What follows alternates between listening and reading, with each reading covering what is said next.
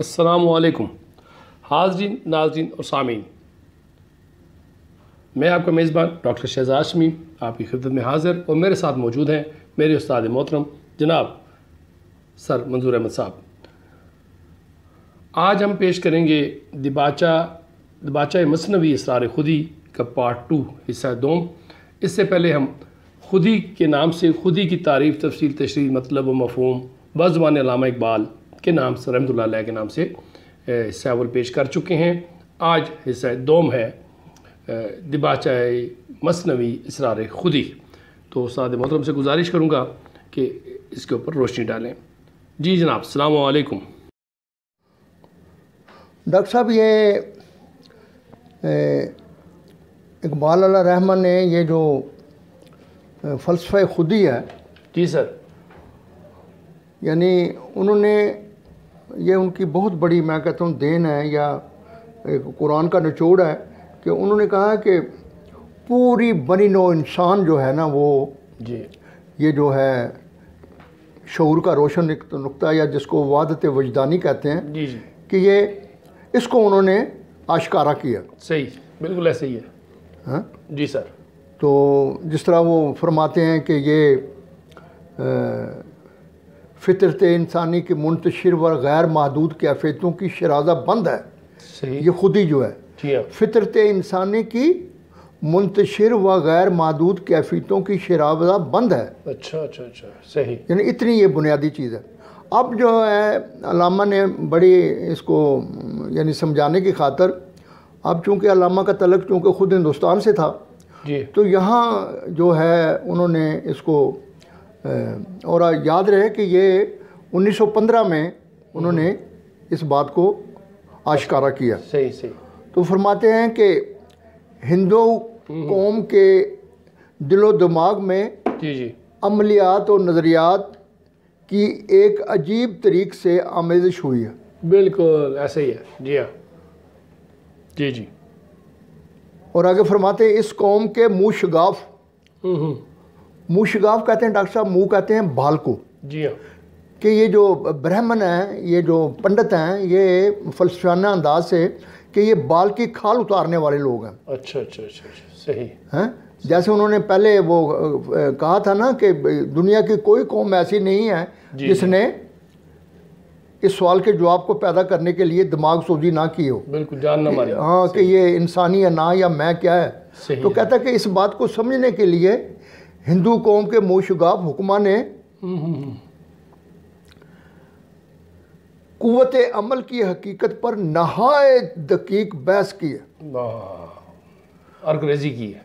اچھا ڈاکٹر صاحب، اس میں جو ہے نا، اب اقبال علیہ رحمٰ کا تعلق چونکہ خود برہمنوں سے تھا، جی ہاں، پنڈتوں سے، تو وہ یعنی یہ جو یہاں انہوں نے کہا ہے کہ منہ شگاف حکماں نے، جی ہاں، کہ جو بال کی کھال اتارنے والے ہیں، تو یہ اپنے بارے میں بھی وہ جو ہے نا وہ فرماتے ہیں اچھا، ضرب کلیم میں، جی، کہ وہ آخری عمر میں جب ایک وہ پڑھا لکھا سید ان کے پاس آیا تو اس نے فلسفیانہ انداز سے بات کی، جی جی، تو اقبال نے پھر وہ فلسفے کا وہ جو عنوان بھی انہوں نے دیا ہے کہ ایک فلسفہ زدہ، جی ہاں، صحیح، ہاں، صحیح، کہ تو اپنی خودی اگر نہ کھوتا، زناری برگساں نہ ہوتا، صحیح، ہیگل کا صدف جی گوہر سے خالی، جی جی، ہے اس کا طلسم سب خیالی، صحیح صحیح صحیح، محکم کیسے ہو زندگانی، کس طرح خودی ہو لازمانی، آدم کو ثبات کی طلب ہے، دستور حیات کی طلب ہے،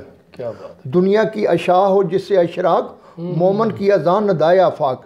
صحیح، آگے کہتے ہیں میں اصل کا خاص ہو مناتی، آبا میرے لاتی و مناتی، میرے کو بٹا کون، ہاں، یعنی یہاں کہتے ہیں کہ دیکھو میں یہ کہتا ہے کہ میں یعنی میری جین جو ہے وہ پنڈتوں سے ہے، برہمنوں سے ہے، بالکل بالکل، میں اصل کا خاص ہو مناتی، آبا میرے لاتی و مناتی، ایسے ہی، تو سیدی ہاشمی کی اولاد، میری کف خاک برہمن زاد، ہے فلسفہ میرے آب و گل میں۔ صحیح صحیح صحیح، یعنی وہاں انہوں نے کہا ہے کہ اس قوم کے منہ شگاف حکماں نے، کہتے ہیں فلسفہ میرے آب و گل میں، پوشیدہ ہے ریشہ ہے دل میں، بالکل، اقبال گرچہ بے ہنر ہے، اس کی رگ رگ سے باخبر ہے۔ ایسے ہی شعلہ ہے تیرے جنوں کا بے سوز، سن مجھ سے یہ دل نقطہ دل افروز، انجام خرد ہے بے حضوری، ہے فلسفہ زندگی سے دوری۔ صحیح صحیح۔ تو یہاں پر وہ یہ کہتے ہیں کہ یہ جی جی جی جی کہ یعنی ہندو قوم کے مشگاف حکماں نے قوت عمل کی حقیقت پر نہایت دقیق بحث کی ہے، جی جی اور بالآخر اس نتیجے پر پہنچے جی کہ انا کی حیات کا یہ مشہود تسلسل، یعنی انا کی حیات کا مشہود تسلسل سے مراد یہ خودی انا یا میں، جی جی یعنی انا کی حیات کا یہ مشہود تسلسل جی جی جو تمام علام و مصائب کی جڑ ہے۔ یعنی ہندو وہ جو حکماں تھے وہ اس نتیجے پر پہنچے جب یہ عمل کی قوت عمل کی حقیقت پر کہ انا کی حیات کا یہ مشہود تسلسل جو تمام علام و مصائب کی جڑ ہے جی جی عمل سے متعین ہوتا ہے، یا یوں کہیے کہ انسانی انا کی موجودہ کیفیات، لوازمات جی جی اس کے گزشتہ طریقے عمل کا لازمی جی جی نتیجہ ہے، جی جی صحیح۔ اور جب تک یہ قانون عمل اپنا کام کرتا رہے گا جی جی وہی نتائج پیدا ہوتے رہیں گے۔ صحیح صحیح صحیح۔ آگے فرماتے ہیں کہ یہ بڑی خوبصورتی سے لنک کرتے ہیں بڑی تاریخی طور پر جی کہ 19ویں صدی کا مشہور شاعر گوئٹا، جی جی ہاں، جی ہاں اس کا بڑا ایک وہ ہے ناول، اس کا ہیرو تھا فوسٹ۔ جی جی تو کہتا ہے کہ وہ جب یعنی انجیل یوحنا کی پہلی آیت میں لفظ کلام کی جگہ عمل پڑتا ہے، لفظ عمل پڑتا ہے، تو اس کی دقیقہ رس نگاہ اس حقیقت کو پہنچ جاتی ہے جہاں ہندو حکومات صدیوں پہلے پہنچ چکے تھے۔ اچھا، یعنی یہاں اقبال نے کہا کہ یہ جو یعنی اس ریجن میں یہ جو برہمن تھے یہ فرام دی ویری بگننگ اس انا یا میں یا خودی پر باقاعدہ یہ ان کا اچھا زبردست۔ اس عجیب و غریب طریقے پر ہندو حکمان نے تقدیر کی مطلق العنانی اور انسانی حریت بالفاظ دیگر جبر و اختیار کی گتھی کو سلجھایا۔ صحیح صحیح۔ یعنی یہاں پر ڈاکٹر صاحب وہ کہہ رہا ہے کہ یہاں یہ آریائی قوموں میں یہاں جیسے وہ کہتے ہیں کہ مشرقی فلسفی مزاج قومیں اپنے طبع کے مطابق اس نتیجے پر پہنچی کہ انسانی انا محض ایک فریب تخیل ہے۔ صحیح صحیح۔ تو یہاں اقبال باقاعدہ یہ واضح کہہ رہے ہیں کہ اس عجیب و غریب طریقے پر ہندو حکمان تقدیر کی مطلق العنانی اور انسانی حریت اور بالفاظ دیگر جبر و اختیار کی گتھی کو سلجھایا۔ اس میں کچھ شک نہیں کہ فلسفیانہ لحاظ سے ان کی جدت ترازی داد تحسین کی مستحق ہے، ٹھیک صحیح۔ اور بالخصوص اس وجہ سے کہ وہ ایک بہت بڑی اخلاقی جرت کے ساتھ ان تمام فلسفیانہ نتائج کو بھی قبول کرتے ہیں جی جو اس قضیے سے پیدا ہوتے ہیں ٹھیک ٹھیک۔ کہ جب انا کا یہ مشہود تسلسل ہی عمل سے ہے ہاں، تو کہتا ہے کہ اس کے نتیجے میں جو بھی وہ تو کہتا ہے اس کے نتائج بھی فلسفیانہ بڑی جرت ہے ان کی، یعنی یہ کہ جب انا کی تعین عمل سے ہے تو انا کے پھندے سے نکلنے کا ایک ہی طریقہ ہے، انا کے پھندے سے نکلنے کا ایک ہی طریقہ ہے اور وہ ترک عمل ہے۔ اب ڈاکٹر صاحب یہ یعنی اقبال علیہ رحمہ نے یعنی بڑے یعنی انتہائی میں کہتا ہوں کہ یہ سمجھانے کی کوشش کی ہے کہ مسلمان جو تھے جو یعنی خلفائے راشدین کے بعد جب ملوکیت آئی تو وہ اسلامی جو زندگی تھی انسانی طرز عمل تھا وہ بتدریج عمل سے ہم ترک عمل پر آ گئے۔ تو اقبال نے یہ یعنی میں تمام نوجوانوں کے لیے کہوں گا خصوصی طور پر یہ ہمارے دانشور ہیں، صحافی ہیں، ادیب ہیں ہمارے، طلباء ہیں، علماء ہیں، ان کے لیے خدا کا واسطہ اس بات کو سمجھیں کہ آج 21ویں صدی میں یہ بات بڑی ضروری ہے جی سر، کہ جب یہ بنی نوع انسان کہاں سے کہاں پہنچ رہا ہے اپنے عمل کی وجہ سے، اور ہم جو ہے نا اپنی ساری نجات جو ہے وہ ترک عمل اور جناب نا رہبانیت سے جا رہے ہیں۔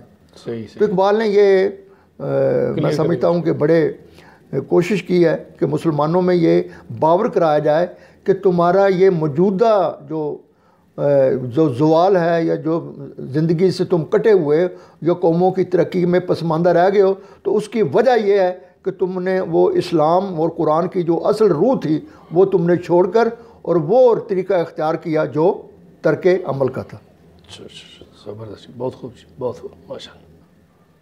اور ڈاکٹر صاحب جب یعنی ہندو حکومہ نے جی انا کے جو پھندے سے ہاں جی نجات کا یہی طریقہ نکالا ہے کہ اس پھندے کو گلے سے اتار دو اور اس کا نام نجات رکھا ہے، تو اس کا جو ہے آگے یہ جو زندگی میں جی کیا نتائج نکلنے تھے۔ صحیح۔ تو اس پر علامہ نے جو ہے نا وہ کہا کہ یہ نتیجہ انفرادی اور ملی پہلو سے نہایت خطرناک تھا۔ جی سر۔ اور اس بات کا مقتضی تھا کہ کوئی مجدد پیدا ہو، اچھا، جو ترک عمل کے اصل مفہوم کو واضح کرے۔ جی ڈاکٹر صاحب دیکھو اقبال کتنا جو ہے وہ مطلب اس میں تنگ نظری ہے ہی نہیں ہے جی کہ یہ یعنی یہ جو برہمنوں میں، ہندوؤں میں، پنڈتوں میں جو ان کا یہ تھا اس کو یہ اپریشیٹ کرتا ہے، کہتا ہے کہ بنی نوع انسان کی ذہنی تاریخ میں سری کرشن کا نام ہمیشہ ادب و احترام سے لیا جائے گا کہ اس عظیم الشان انسان نے ایک نہایت دل فریب پیرائے میں اپنے ملک و قوم کی فلسفیانہ روایات کی تنقید کی۔ صحیح۔ کہ شری کرشن نے باقاعدہ اس کو جانچا اور پرکھا اور اس حقیقت کو آشکارا کیا کہ ترک عمل سے مراد ترک کلی نہیں ہے، کیونکہ عمل اقتضائے فطرت ہے اور اسی سے زندگی کا استحکام ہے، بلکہ ترک عمل سے مراد یہ ہے کہ عمل اور اس کے نتائج سے متعلق وابستگی نہ ہو۔ صحیح۔ سری کرشن کے بعد سری رام نوج بھی اسی رستے پر چلے۔ بالکل بالکل ایسے ہی ہے، مگر افسوس کہ جس عروس مانی کو سری کرشن اور سری رام نوج بے نقاب کرنا چاہتے تھے، سری شنکر کے منطقی طلسم نے اسے پھر معجوب کر دیا اور سری کرشن کی قوم ان کی تجدید کے ثمر سے محروم رہ گئی۔ کہتا یہ اچاریہ تھا کہ اس نے دوبارہ آ کے اچھا اس کی جو فلسفیانہ وہ انداز اختیار کیا، نتیجہ یہ نکلا کہ پوری جو ہندو قوم یا پورا یہ ریجن یا پوری آریائی جو تھے نا وہ پھر اس سائڈ ٹپ چلے۔ ٹھیک۔ اب علامہ نے یہ بڑی خوبصورتی سے یہ ہمیں باور کرایا ہے کہ مغربی ایشیا میں اسلامی تحریک بھی ایک نہایت زبردست پیغام عمل تھی۔ جی ڈاکٹر صاحب بھی ہمیں مرحلہ وار سمجھا رہے ہیں کہ ہم کس طرح مغربی ایشیا میں اسلامی تحریک بھی ایک نہایت زبردست پیغام عمل تھی، گو اس تحریک کے نزدیک انا ایک مخلوق ہستی ہے۔ جی، خود ہی جو ہے یہ اسلامی یا قرآنی کہ جو ہے نا ہم خدا انائے مطلق ہے، ہم انائے محدود ہیں کہ ڈاکٹر بھی خود ہی ہے، منظور بھی خود ہی ہے اور یہ ہم مخلوق ہے۔ تو اسلام میں یہ لیکن ہے کہ وہ اپنا جو ہندوازم میں یہ چیز نہیں ہے۔ اچھا، وہ اس کو مخلوق نہیں مانتے۔ مغربی ایشیا میں اسلامی تحریک بھی ایک نہایت زبردست پیغام عمل تھی، گو اس تحریک کے نزدیک انا ایک مخلوق ہستی ہے جو عمل سے لازوال ہو سکتی ہے، مگر مسئلہ انا کی تحقیق میں مسلمانوں اور ہندوؤں کی ذہنی تاریخ میں ایک عجیب و غریب مماثلت ہے۔ ڈاکٹر صاحب اتنی بڑی اور اتنی جرأت سے اقبال نے کام لیا ہے اس بات کو سمجھانے میں کہ یہ پورے اس ریجن میں یعنی 12ویں صدی سے لے کے آگے تک، یعنی اقبال نے تو 20ویں صدی میں آگے کہا ہے، یعنی اندازہ لگاؤ کم و بیش 1000 سال تک کہتا ہے کہ یہ کیا ہو گیا۔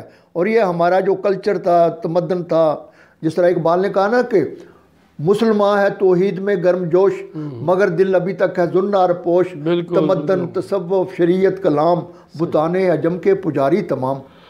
یہ اقبال نے 1936 میں کہا. بالکل. تو یہاں وہ کہہ رہے ہیں، یہ کہتے ہیں کہ مسلمانوں اور ہندوؤں کی ذہنی تاریخ میں ایک عجیب و غریب مماثلت ہے، اور یہ نقطہ خیال سے سری شنکر نے گیتا کی تفسیر کی، اور اسی نقطہ خیال سے شیخ محی الدین ابن عربی اندلسی نے قرآن شریف کی تفسیر کی. ڈاکٹر صاحب تاریخی طور پر اگرچہ لوگ اس کا بہت احترام کرتے ہیں ابن العربی کا، جی ہاں جی، کہ اس نے جناب نا یہ وحدت الوجود کا بہت زیادہ اشارہ ہے، لیکن اقبال نے بالکل یہاں اس کو سچی بات ہے کہ اس کی تمام جو ہے نا یعنی اس کے بخیے ادھیڑ دیے. بالکل بالکل. کہ شنکر اچاریہ نے ویدا کی تفسیر کی، اور دونوں نے ایک ہی نظر سے، ایک ہی نگاہ سے، اور ایک قرآن کی تفسیر جو ہے نا اس نے انہوں نے بھی اسی نگاہ سے کی، نظر سے کی. صحیح صحیح. شیخ محی الدین ابن عربی اندلسی نے قرآن شریف کی تفسیر کی، جس نے مسلمانوں کے دل و دماغ پر نہایت گہرا اثر ڈالا. شیخ اکبر کے علم و فضل، ان کی زبردست شخصیت نے مسئلہ وحدت الوجود، جس کے وہ انتھک مفسر تھے، اسلامی تخیل کا لا ینفک عنصر بنا دیا. یہ 12ویں صدی کی بات ہے، دیکھنے کتنے 800 سال پہلے. اور پھر ان کے وحد الدین کرمانی 1000 سال پہلے اور فخر الدین عراقی ان کی تعلیم سے نہایت متاثر ہوئے، اور رفتہ رفتہ 14ویں صدی کے تمام اجمی شعراء اس رنگ میں رنگین ہو گئے. وحدت الوجود. ایرانیوں کی نازک مزاج اور لطیف الطبع قوم اس طویل دماغی مشقت کی کہاں متحمل ہو سکتی تھی جو جزء سے کل تک پہنچنے کے لیے ضروری ہے. انہوں نے جزء اور کل کا دشوار گزار درمیانی فاصلہ تخیل کی مدد سے طے کر کے رگ چراغ میں خون آفتاب کا اور شرار سنگ میں جلوہ طور کا بلا واسطہ مشاہدہ کیا. مختصر یہ کہ ہندو حکماں نے مسئلہ وحدت الوجود کے اسباب میں دماغ کو اپنا مخاطب کیا، مگر ایرانی شعراء نے اس مسئلہ کی تفسیر میں زیادہ خطرناک طریقہ اختیار کیا، یعنی انہوں نے دل کو اپنا اماجگاہ بنایا. ان کی حسین و جمیل نقطہ آفرینوں کا آخرکار یہ نتیجہ ہوا کہ اس مسئلے نے عوام تک پہنچ کر قریباً تمام اسلامی اقوام کو ذوق عمل سے محروم کر دیا. اللہ ڈاکٹر صاحب کتنی بڑی دین ہے یار. میں کہتا ہوں کہ پوری ہماری 1000 سال پرانا راز انہوں نے 1200 سال کی تاریخ میں اقبال نے کتنی جرت سے، اور لوگ ابن عربی اور اقبال نے تقریباً کہا کہ یہ 4 آدمی جو ہیں ان سے بچو. اس میں ایک عربی ابن العربی ہے، ہیگل ہے، شنکر اچاریہ ہے، اور بیدل ہے، کہ جو اس میں پھنس جائے پھر وہ باہر نہیں نکل سکتا. بالکل ایسے ہی ہے. اور ہمارے جتنے علماء ہیں آج کل، جتنے بھی مذہبی پیشوا ہیں، وہی یونانی اینک اور وہی انہی کی اینک سے تو تفسیر لکھی ہوئی ہے، اور وہی ہم پہ عقیدے انہوں نے رائج کیے ہوئے ظالموں نے. اب دیکھو نا ڈاکٹر صاحب اقبال نے جانے میں ہم بس اسلام سے دور ہوتے جا رہے ہیں، دور ہوتے جا رہے ہیں. دیکھو نا ڈاکٹر صاحب یہاں تک اقبال نے تو مولانا روم تک کو بھی کہا ہے. ان پہلے تو وہ بھی ان کا بھی یہی حال تھا کہ وہ جب وہ تبریز پہنچے ہیں شمس، تو اس وقت وہ تبریز نے کیا کہا کہ تو کن چکروں میں پڑا ہوا ہے. بالکل بالکل ایسے ہی ہے. اور یہ تو جو ہے نا یہ اپنے یونانی اور یہ ارسطوی جو ہے نا اس کی تفسیر کر رہا ہے. بالکل بالکل بالکل ایسے ہی ہے. یعنی پھر میں کہتا ہوں کہ دیکھو کہ ان کی حسین و جمیل نقطہ آفرینوں کا آخرکار یہ نتیجہ ہوا کہ اس مسئلے نے عوام تک پہنچ کر تقریباً تمام اسلامی اقوام کو ذوق عمل سے محروم کر دیا. علماء قوم میں سب سے پہلے غالباً ابن تیمیہ علیہ رحمہ اور حکمہ میں واحد محمود نے اسلامی تخیل کے اس ہماگیر میلان کے خلاف صدائے احتجاج بلند کی، مگر افسوس کہ واحد محمود کی تصانیف آج ناپید ہے. ملا محسن فانی کشمیری نے اپنی کتاب دبستان مذاہب میں اس حکیم کا تھوڑا سا تذکرہ لکھا ہے، جس سے اس کے خیالات کا پورا اندازہ ہو سکتا ہے. بالکل. ابن تیمیہ کی زبردست منطق نے کچھ نہ کچھ اثر ضرور کیا، مگر حق یہ ہے کہ منطق کی خشکی شعر کی دل ربائی کا مقابلہ نہیں کر سکتی. تو ڈاکٹر صاحب یہ ایک جو ہے اقبال نے یہ پورے ایشیا، جس میں یہ ہندوستان، ایران، افغانستان، یہ شام، یہ عراق، یہ فلسطین، یہ سب کو اس نے جناب نے کہا ہے کہ یہ ہم جو ہے نا کس طرح ہم اور یہی وجہ ہے کہ علامہ اقبال رحمۃ اللہ علیہ نے شاعری کو منتخب کیا ہے. آپ نے پیغام کیونکہ انہیں پتہ نثر میں اثر نہیں ہوگا اتنا جلدی. صحیح بات ہے. تو ڈاکٹر صاحب میں سمجھتا ہوں کہ ہمارے بچے جو ہے نا، خاص کر کے ہمارے جو یہ، بلکہ میں سمجھتا ہوں کہ جو ہمارے یہ جو اپنے آپ کو کہتے ہیں ہم صحافی ہیں یا پولیٹیکل ورکر ہیں یا دانشور ہیں، ان کے لیے یہ میں کہتا ہوں بڑا ضروری ہے کہ بار بار اس کو پڑھیں. بہت بڑا راز ہے، بہت بڑا. اور میں امید کرتا ہوں کہ وہ انشاءاللہ اس کو دیکھیں گے. چلو. تو ڈاکٹر صاحب آخر میں ڈاکٹر صاحب اس پورے جو ان کا یہ ہے نا نچوڑ ہے، دپیچہ جو ہے نا، اس کو میں کہتا ہوں بار بار میں ریکویسٹ کروں گا دانشوروں سے، جو ہمارے جو مذہبی طلباء ہیں ان سے یہ میں ریکویسٹ کروں کہ بار بار اس کو نقطے کو سمجھیں. ارشاد کہ وہ فرماتے ہیں کہ میں نے یہ جو اسرار و رموز جو ہے یہ شاعرانہ تخیل محض ایک ذریعہ ہے اس حقیقت کی طرف توجہ دلانے کا کہ لذت حیات، میں سلطبہ کو کہوں گا یہ اقبال کے الفاظ، کہ لذت حیات انا کی انفرادی حیثیت، اس کے اسبات، انا کا اسبات، انا کی انفرادی حیثیت، اس کے اسبات، استحکام اور توسیع سے وابستہ ہے. ڈاکٹر صاحب لذت، اگر تم زندگی کی خوشیاں حاصل کرنے چاہتے ہو تو یہ تین اس کے بنیادی ہیں کہ تمہیں یہ اس کا یقین ہونا چاہیے کہ میرے ہونے میں کوئی شک نہیں، اور میں یونیک ہوں، میری انفرادیت ہے. اور اس کا میں اقرار کروں، اس بات کروں اور اس کو مضبوط کروں. جس طرح اقبال نے علیہ رحمہ نے اسی بات کو ضرب کلیم میں بڑے خوبصورت انداز سے ڈاکٹر صاحب کہا ہے کہ زندگانی ہے صدف، کہ زندگی کیا ہے؟ ایک سپی ہے. زندگانی ہے صدف، قطرہ نیساں ہے خودی. وہ صدف کیا جو قطرے کو گوہر نہ کر سکے، ہو اگر خود نگر، خود گر، خود گیر خودی، یہ بھی ممکن ہے کہ تو موت سے نہ مر سکے. تو اس کو ڈاکٹر صاحب انہوں نے کہ کیا خوبصورت کہتے ہیں کہ لذت حیات، کوئی شخص بھی لذت حیات سمجھنا چاہتا ہے تو کیا ہے؟ انا کی انفرادی حیثیت، اس کے اثبات اور اس کے استحکام اور توسیع سے وابستہ ہے. اور یہاں تک کہا کہ یہ نقطہ جو ہے مسئلہ حیات ما بعد الموت کی حقیقت کو سمجھنے کے لیے بطور ایک تمہید کے طور پر کام دے گا. اور وحدت الوجود کا جو انہوں نے بڑا ایک خوبصورت شعر سے انہوں نے کہا ہے کہ غریق کلزم وحدت دم از خودی نہ زند. کہتا ہو دیکھو کہ اگر تم سمندر میں غوطہ لگاؤ دیکھو کیا سانس لے سکتے ہو. کہ ایک انسان جو ہے وہ وحدت کے سمندر میں جب غوطہ لگاتا تھا پھر اس کی اپنی پہچان بھول جاتے ہیں. غریق کلزم وحدت دم از خودی نہ زند بود محال کشیدن. کہتا ہے سانس لینا مشکل ہے میان آب نفس.